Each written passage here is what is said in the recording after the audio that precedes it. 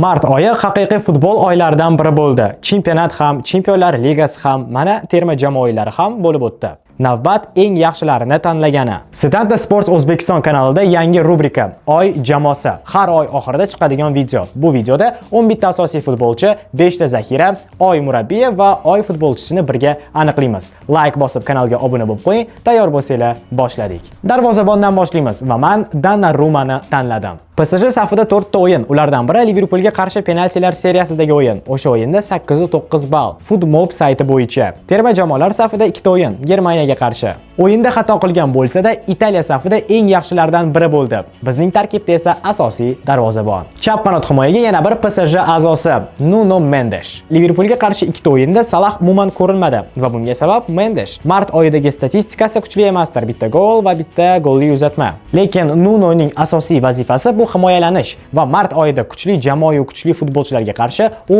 yaxshi himoyalandi. Markazga o'tamiz. Birinchisi Dean Hayson. Bu familiyani eslab qoling. Chunki yozda katta ehtimol top jamoalarda ko'rasiz. Bournemouth himoyachisi mart oyini yaxshi o'tkazdi va terma jamoa safida debyut qilib, bitta assist berishga ham ulgurdi.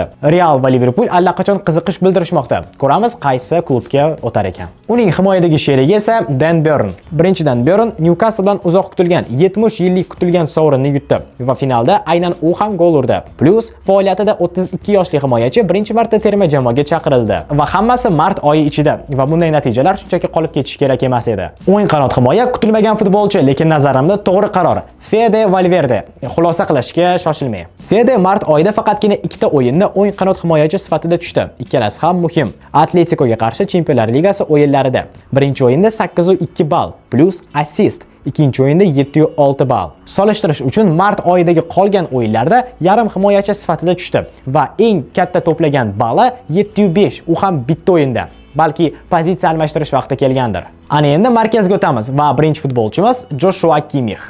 Chempionlar Ligasida Bayernni shunchaki ko'rmay o'tib ketishdi. So'nggi Italiyaga qarshi Millatlar Ligasida esa Kimmich xuddi oltin to'pga da'vogardek o'ynadi. 2 ta o'yinda bitta gol va 4 ta assist. Bekorga Bavariya Kimmich bilan shartnomasini uzaytirib olmagan. Uning sherigi esa siz uchun kutilmagan futbolchi bo'lishi mumkin. Hakan Çalhanoğlu. Mart oyida 6 ta uchrashuv, 3 ta gol va bitta assist. Minimum ball ko'rsatkich 7.5. Terma jamoa safida Vengriyaga qarshi 2 ta o'yinda ham faol va bitta gol ham urdi. Yetmaganiga jamoasi Inter bilan Serie A'da birinchi o'rinda va Chempionlar Ligasida hali ham o'yinda. Hujumkor yarim himoyachimiz esa albatta Bruno Fernandes. Hali ham Manchester United degan jamoa borligini eslatib turuvchi yagona futbolchi. 7 ta o'yinda 6 ta gol va 2 ta assist. Ular orasida Yevropa Ligasidagi hat-trick, APLdagi Leicesterga qarshi super o'yin va terma jamoa bilan Daniya ustidan comebacklar. Aniq ayta olaman, Bruno hozir o'z pozitsiyasida dunyoning eng zo'r futbolchilaridan biri. Chap qanot hujumchi hozirda oltin to'pga asosiy da'vogarlardan biri. Rafinha. Barselona safida mart oyida 4 ta o'yin, 3 ta gol va 2 ta assist. Ular orasida jamoani chorak finalga olib chiqqan Benficaga urgan goli yoki La Ligada birinchi o'rinni o'zida saqlab qolgan Atleticoga urgan goli ham bor. Agar bu ketishda bo'lsa, Rafinha menimcha bemalol oltin to'pni yutib qo'yadi. Agar oltin to'pni Rafinha yutmasa, demak bizni bugungi hujumchimiz yutadi.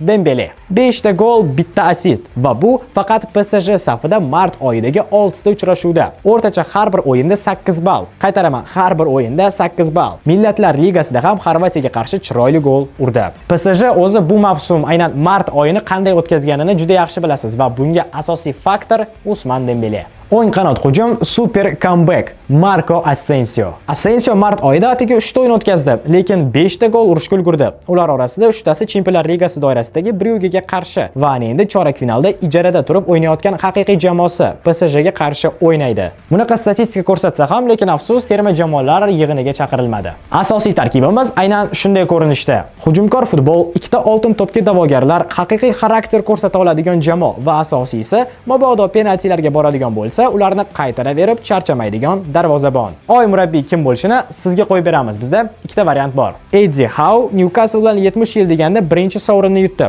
va Luis Enrique Chempionlar Ligasida asosiy da'vogar Liverpoolni chiqazib yubordi. Tanlov sizning qo'lingizda. Telegram kanalimizga o'tib ovoz berishni unutmang. Demak, zaxiraga o'tamiz va birinchisi Declan Rice. Tayanch yarim himoyachi bo'lib turib, mart oyida 6 ta o'yinda 2 ta gol va 3 ta assist. Arsenal hujumchilarsiz qiynalayotgan payti jamoani yarim himoyachilar qutqarmoqda va jamoalardan biri aynan Declan. Zaxiraga ikkinchi futbolchimiz Lamine Yamal. 6 ta o'yinda 3 ta gol va bitta assist. Uning driblingi va tezligi asosiy futbolchilarimiz charchaganda juda kerak bo'ladi. Shuning uchun hozircha u zaxirada. 3-futbolchimiz yana bitta Asensio. Endi Raul Realdan. Atleticoga qarshi o'yinlardan kelib chiqsak, Raul rostdan ham yangi Ramosga o'xshab ketadi. Aytgancha aynan mart oyida Asensio birinchi marta Ispaniya terma jamoasiga chaqirildi. 4-futbolchi Vitinha va yana Liverpoolga qarshi o'yin katta rol o'ynamoqda. O'yinda uning paslar aniqligi 92% ni tashkil etdi. Mart oyida har bir o'yinda o'rtacha balli 7,5. Hozirgi bunaqa PSJni markazini boshqarayotgan futbolchi shunchaki chetda qolib ketish kerak emas. Shuning uchun Vitinha zaxiramizda bor. Va zaxiradagi so'nggi 5-futbolchimiz. Asosiy tarkibimizda haqiqiy forvard yo'q.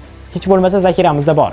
Harry Kane. Mart oyining o'zida 7 ta o'yinda 5 ta gol va bitta assist. Bu jarohatdan qaytgan Harry. Keyin asta-sekinlik bilan o'zining optimal formasiga qaytmoqda va o'ylaymizki, aprel oyida asosiy futbolchilarimizdan biri bo'ladi. Ana endi navbat oy futbolchisiga va buni ham siz hal qilasiz. Telegram kanalimizga o'tib, ovozlar orqali birga aniqlaymiz. Demak, bizda 3 ta da'vogarlar bor. Birinchi da'vogar Rafinha, ikkinchisi Bruno Fernandes, uchinchisi Dembele. Telegram kanalga havolanib pastdan topsangiz bo'ladi yoki izohlarda ham yana yozib qoldiramiz. Agar video yoqqan bo'lsa, like bosib, kanalga obuna bo'lish esdan chiqmasin. Sizlar bilan Shuhrat bo'ldi. Setanta Sport O'zbekiston kanali keyingi videolarimizda ko'rishguncha, xayr.